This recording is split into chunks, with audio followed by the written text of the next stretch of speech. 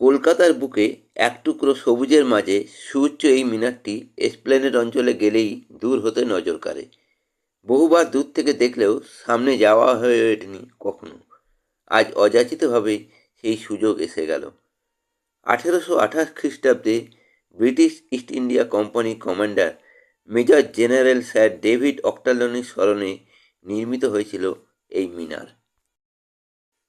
1804 খ্রিস্টাব্দে মারাঠা বাহিনী এবং গোর্খাদের বিরুদ্ধে ব্রিটিশ বাহিনীর বিজয়কে স্মরণীয় করে রাখতে এই মিনার তৈরি হয়েছিল। স্বাধীনতার পরবর্তীকালে 1969 খ্রিস্টাব্দের 9ই আগস্ট ভারত সরকার স্বাধীনতা আন্দোলনে নিহত শহীদদের স্মরণে উৎসর্গ করে এই মিনারের নাম রাখে শহীদ মিনার। এটির উচ্চতা 157 ফুট। ভিতরে 218টি সিঁড়ির বেয়ে উপরে শীর্ষে পৌঁছানো যায়।